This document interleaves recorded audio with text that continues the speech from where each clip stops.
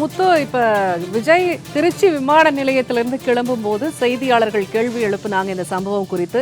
எந்த பதிலும் அளிக்காம மௌனமா கிளம்பினாரு.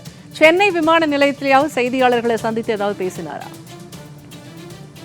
நிச்சயமாக விஜயை பொறுத்த வரைக்குமே அவருடைய கட்சி தொடங்கியிலிருந்து விஜயருடைய செய்தியாளர் சந்திப்பு என்பது பெரிதாக நம்மளால் பார்க்க முடியல. குறிப்பாக செய்தியாளர் சந்திப்பில் பெரிதளவில் அவர் சந்திக்காமல் தொடர்ந்து மறுத்து வந்தார்.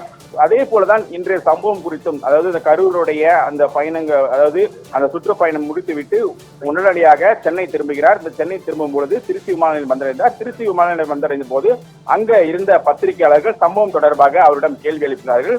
ஆனால் அந்த சம்பவம் தொடர்பான கேள்விக்கு எந்த ஒரு பதில் அளிக்காமலும் எந்த ஒரு சைகையும் வழக்கமாக விஜயை பொறுத்த வரைக்குமே அதாவது விமான நிலையமோ இல்ல நிகழ்ச்சி நடைபெறக்கூடிய இடத்திற்கு வரும்பொழுது பத்திரிகையாளர்களை சந்திக்கவில்லை என்றாலும் கூட பத்திரிகையாளர்களை பார்த்து கையை அசைக்கக்கூடியது நம்மளால் பார்க்க முடியும். ஆனால் இந்த முறை எந்த ஒரு கையை அசைக்காமல் மிகுந்த சோகத்துடன், அதாவது வாடிய முகத்துடன் சென்ற அந்த காட்சி நம்மளால் பார்க்க முடிந்தது.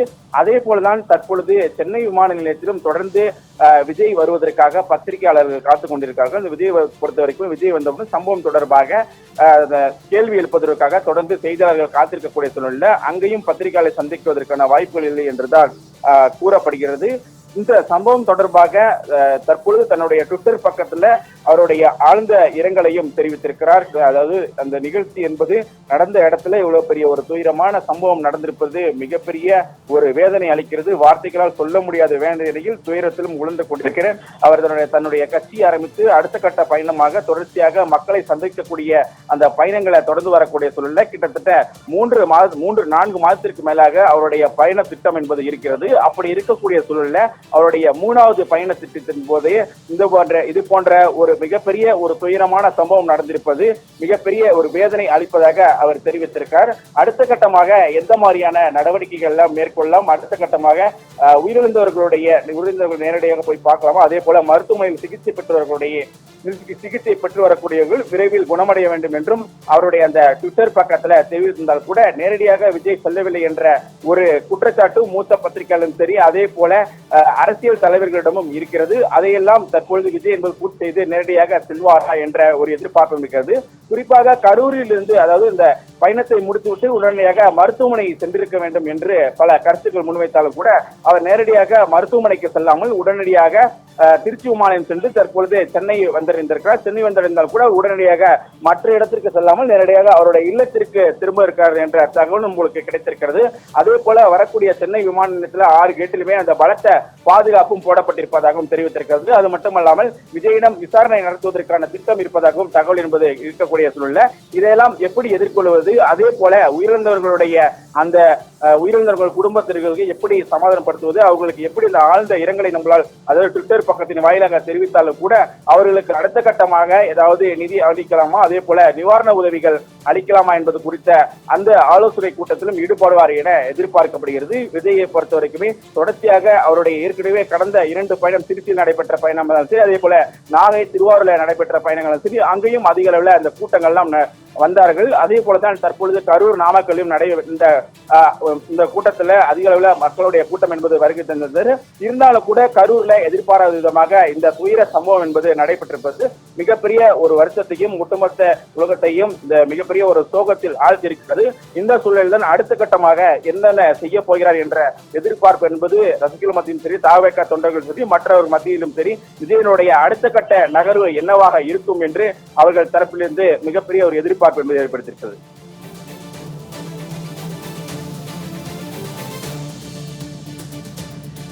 தாவேகா தலைவர் விஜய் தற்போது மருத்துவமனையில் அனுமதிக்கப்பட்டவர்களை சந்திக்கிறதுக்கான வாய்ப்பு இருக்கா? அவர் அங்க வரும்போது கூட்ட நெரிசல் அதிகரிக்கலாம், மீண்டும் ஏதாவது பிரச்சனை நடக்கலாம் அப்படிங்கறதுனாலதான் அவர் மருத்துவமனைக்கு வரத தவிர்த்ததாகவும் சொல்லப்படுகிறது.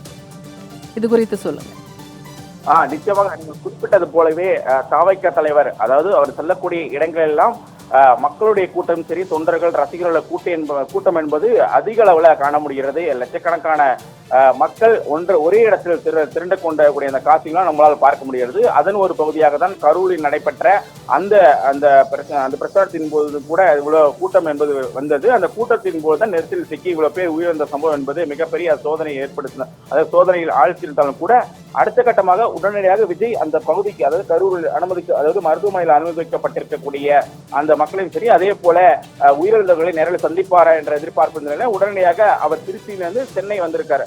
ஆனால் அங்க ஏன் செல்லவில்லை என்ற ஒரு கேள்வி இருந்தாலும் கூட நீங்கள் குறிப்பிட்டது போலவே மீண்டும் அவர் கரூர் மருத்துவமனைக்கு சென்றால் அங்கு மக்களுடைய அதே போல தாவேகா தொண்டர்கள் ரசிகர்களுடைய கூட்டம் என்பது அதிக அளவில் இருக்கும். ஏற்கனவே அந்த பகுதியில மிகவும் பரபரப்பாக காணப்படுகிறது.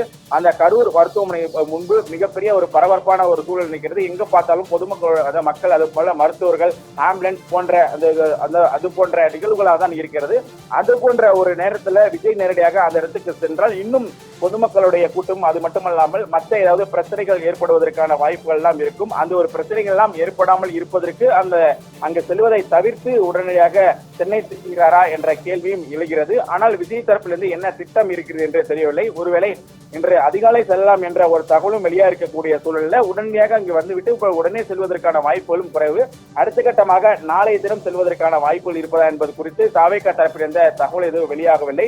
அடுத்த கட்டமாக என்ன செய்ய போகிறார், அது மட்டுமல்லாமல் அவர்களுடைய மூத்த நிர்வாகிகளுடன் ஆலோசனை மேற்கொள்வாரா அல்லது தொலைபேசியின் வாயிலாக தொடர்பு கொண்டு தொடர்ச்சியாக எவ்வளவு பேர் இதுவரை இறந்திருக்கிறார்கள், அது மட்டுமல்லாமல் அடுத்து தற்பொழுது சிகிச்சை பெற்று வரக்கூடிய நிலைமை என்ன என்பது குறித்து தொடர்ந்து கேட்டறிவதற்கான வாய்ப்புகளும் இருக்கிறது. அதே போல விஜயை பொறுத்தவரைக்கும் தற்பொழுது தன்னுடைய வீடுக்கு தான் சென்றிருக்கக்கூடிய அந்த தகவல் நம்மளுக்கு கிடைத்திருக்கிறது. இந்த நிலையில் தான் அடுத்த கட்டமாக விஜய் என்ன செய்ய போறார் என்ற ஒரு எதிர்பார்ப்பு கூட அங்க இருக்கக்கூடிய தாவேகா நிர்வாகிகள் அங்க மருத்துவமனை முன்பு இருக்கிறார்கள். அங்கு தொடர்ச்சியாக அங்க இருக்கக்கூடிய தகவலை விஜய்க்கு வழங்குவார்கள் என்ற எதிர்பார்ப்பு நம்மளுக்கு இருக்கிறது. தொடர்ச்சியாக விஜயை பொறுத்த வரைக்குமே அடுத்த கட்ட நகர்வுகள் என்ன செய்ய போறார் என்பதை நம்ம பொறுத்து தான் பார்க்கணும்.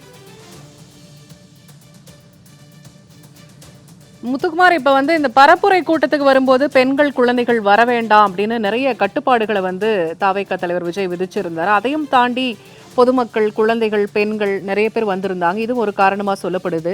பொதுவா அனுமதிக்காக எந்த எதிர்க்கட்சிகள் காவல்துறையிடம் அனுமதி கடிதம் கேட்டாலும் முன்னேற்பாடுகள் முறையா செய்யாம, குறிப்பிட்ட நாட்கள் முன்னாடியே செய்யாம எந்த நாள் பரப்புரையோ அதுக்கு முந்தின நாள் தான் அனுமதி கொடுக்குறாங்க அப்படிங்கிற குற்றச்சாட்டையும் மாநில அரசு மேல வச்சிருக்காங்க.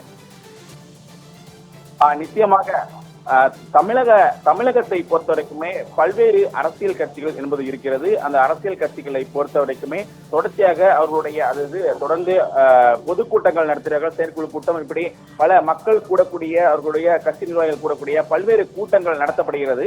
அவர்களுக்கெல்லாம் அதாவது தமிழக அரசு தொடர்ச்சியாக அனுமதிகள் என்பது வழங்கப்பட்டு வருகிறது. அதாவது கூடுதல் நிபந்தனைகள், வழக்கமாக ஒரு இடத்துல பொதுமக்கள் அதிகம் கூடக்கூடிய ஒரு கூட்டங்கள் நடத்தினால் ஒரு சில விதிமுறைகள் இருக்கு. அந்த விதிமுறைகளை பின்பற்றி கூட்டங்கள் நடத்த வேண்டும். அதுக்கு தான் காவல்துறை தரப்பிலிருந்து அனுமதி என்பது கொடுப்பார்கள். ஆனால் விஜயோட அந்த சுற்றுப்பயணத்தின் போதும் சரி, அதே போல ஏற்கனவே 2 மாநாடுகள் என்பது நடத்தப்பட்டது. இந்த மாநாடு எல்லாம் பார்க்கும்பொழுது விஜய்க்கு மட்டுமே அதிக அளவுல அந்த கட்டுப்பாடுகள் என்பது விதிக்கப்பட்டதை நம்மளால் பார்க்க முடிகிறது. ஒரு சில அதாவது அனுமதி பெறுவதற்கு அவர்கள் நீதிமன்றம் வரை செல்லக்கூடிய அந்த காட்சியெல்லாம் நம்மளால் பார்க்க முடியுது, அந்த செய்திகளை நம்மளால் கேட்க முடியுது. இந்த நிலையில தற்பொழுது விஜயை பொறுத்தவரைக்கும் விஜய் தரப்பிலிருந்து செய்யக்கூடிய அதாவது மாநாடா இருந்தாலும் சரி, அதே நேரத்துல விஜய் போகக்கூடிய அந்த மக்களை சந்திக்கக்கூடிய பயணங்களா இருந்தாலும் சரி, ஒவ்வொரு பயணங்களுக்குமே உடனடியாக அனுமதி கிடைக்கவில்லை என்ற தகவலை நம்ம செய்தியின் வாரியாக தொடர்ச்சியாக நம்மளால் கேட்க முடிகிறது. குறிப்பாக முதல் பயணத்தை பொறுத்த வரைக்குமே திருச்சியில் தான் அவருடைய மக்கள் சந்திப்பு என்பது தொடங்கினார். திருச்சியை பொறுத்த வரைக்குமே திருச்சியில் தொடங்கினார். அடுத்தமாக அன்றைய தினத்தை பொறுத்த வரைக்குமே ஏற்கனவே ஒரு அட்டவணை என்பது வெளியிடப்பட்டது. அந்த அட்டவணையில ஒவ்வொரு நாளும் குறிப்பாக சனிக்கிழமையில தான் அவருடைய அந்த மக்கள் சந்திப்பு என்பது இருந்தது. அந்த சனிக்கிழமை பொறுத்த வரைக்குமே ஒரு நாட்கள்ல 3 மாவட்டத்திற்கு சென்று மக்களை சந்திக்கக்கூடிய அந்த திட்டம் என்பது விஜய் தரப்பிலிருந்து ஏற்கனவே, அதாவது தாவேகா தரப்பிலிருந்து இருந்தது. ஆனால் முதல் அந்த மக்கள் சந்திப்பின் போது கூட அந்த திருச்சி மற்ற மாவட்டத்துக்கு அந்த 2 மாவட்டத்திற்கு செல்லும் போது விட 3வது மாவட்டமாக செல்ல முடியாத ஒரு சூழல் இருந்தது. அதாவது பெரம்பலூர் மாவட்டத்துக்கு செல்ல முடியவில்லை.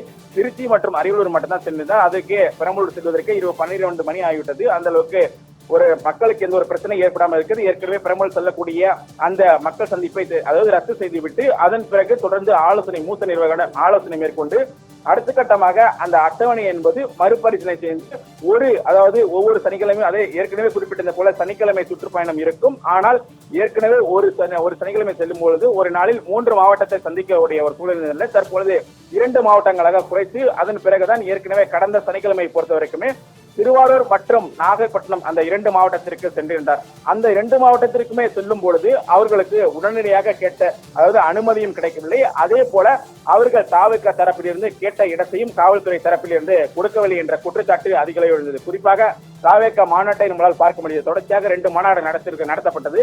அந்த மாநாட்டின் போது அதிக அளவில் தொண்டர்களும் சரி, ரசிகர்களும் சரி, மக்களும் சரி கூட்டினார்கள். அதே போலதான் விஜய்க்கு எவ்வளவு கூட்டம் வரும் என்பது அனைவருக்கும் தெரிந்த ஒன்று, ஏற்கனவே காவல்துறைக்கும் தெரிந்த ஒன்று.